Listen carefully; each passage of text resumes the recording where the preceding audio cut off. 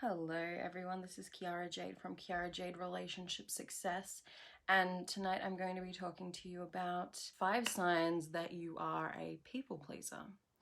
So a people pleaser, what actually is that and why do I care if I am one? So a people pleaser is someone who tries really hard to please other people and is constantly trying to help in any which way, shape or form, and is trying to fix things around them so that things go smoothly and that everyone's kind of happy. It's also linked to feeling really liked by other people, because a lot of the time our identity is wrapped up in this being able to help everyone, look after everyone, and make sure that everyone's okay. It's a way of relating to other people that we've learnt in childhood that often extends out to our adult relationships, and it follows us through the tribal cycle. So you might see mothers with this who end up giving this pattern to their daughters, and it just kind of continues to trickle down. So if you're a people pleaser, this is going to have an impact on all of your relationships, whether that's with your friendships, whether that's with your romantic partners. So if you're a people pleaser, you're not going to be able to be your true self. You're constantly going to be trying to hold this facade of everything's okay, everything's fine.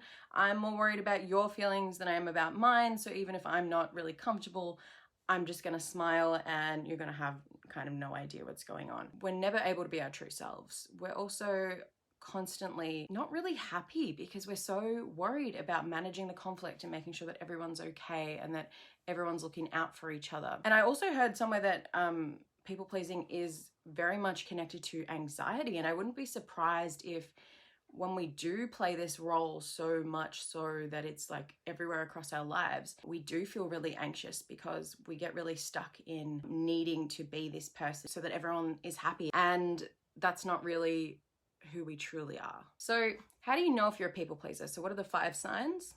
Sign number 1. So sign number 1 is, do you feel good and do you feel valued and worthwhile when you're looking after someone else and when you're helping someone else and when you're doing things for other people? A lot of the time we have this ingrained sense that we are more worthwhile as a person if we are saying yes and doing everything that people kind of want us to do, even if that means our to-do list is a mile long. Sign number 2 would be that you feel a lot of guilt. So often when a people pleaser gets asked to do something that they're not really feeling and they don't really want to do, there'll be this sense of overwhelming guilt where you'll just feel so guilty at even the thought of saying no. You haven't even said no yet, but you're just like, oh, I really should do it. What if they don't like me if I say no? What if this? What if that? And there's just this sense of responsibility that it should be on your shoulders and you should be taking that on board. Otherwise, you're not as worthwhile of a person. Number 3, following on from that, is we really struggle to say no, people pleasers.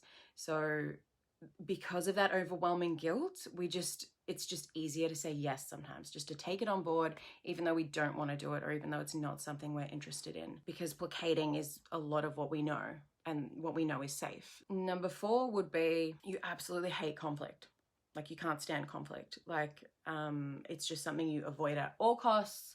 You just don't like to be around it. And obviously if you can manage that situation by helping someone or looking out for someone, you will. So often, as well as this, you have a really good sense for conflict. You can really feel the vibe in a room when someone's unhappy or someone's on edge or there's someone stirring the pot a little bit behind the scenes. And because you can sense that, that builds up this uncomfortability in you and you feel the need to fix it and you feel the need to go in there and help in any way you can. And it's almost like a compulsion that you want to go do that so that you can just avoid the conflict altogether. And finally, number 5 is you feel like you put yourself last and you constantly feel exhausted. What I mean by that is often we can really identify easily if we are someone who naturally puts ourselves last. If we're the person who kind of lets the family eat and then we'll eat last, like as long as everyone else gets some first, that kind of thing. And then this often leads to exhaustion because we're so busy doing so much other things for everyone else that we don't really give us our own time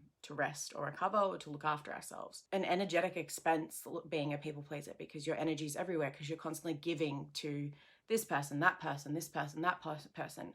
And you don't know how to say no. So you do end up with this giant to-do list and you're like, how did I end up here? So there's that sense of exhaustion. So why does it matter knowing you're a people pleaser? Knowing you're a people pleaser is important because this can lead to further things which aren't great for your health. Being exhausted all the time. I was constantly in this cycle when I was a people pleaser of running around, rushing, doing everything, going places, seeing people, doing all this stuff, and then I would crash because I'd be so exhausted.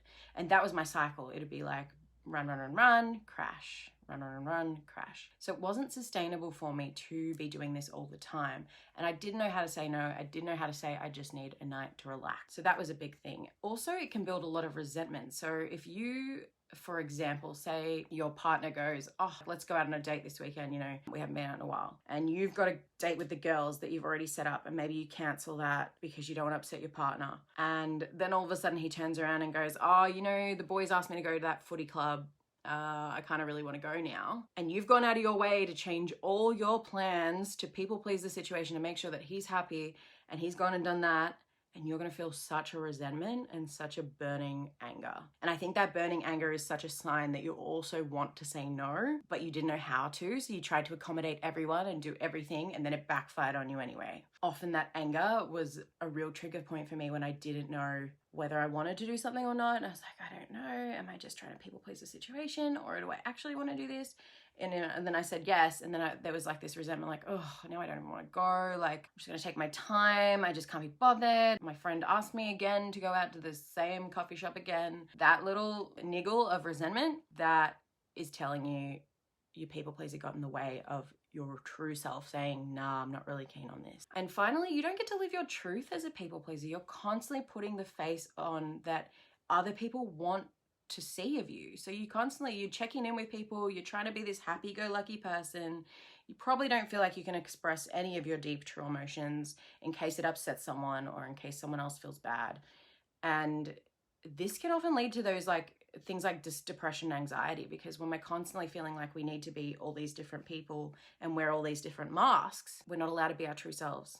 We're not allowed to give to ourselves. That's why it's really important to know if you're a people pleaser, because you don't want to end up in these traps of feeling really resentful and not knowing why, or lashing out at your partner and not understanding where that came from. Thanks, guys. Bye.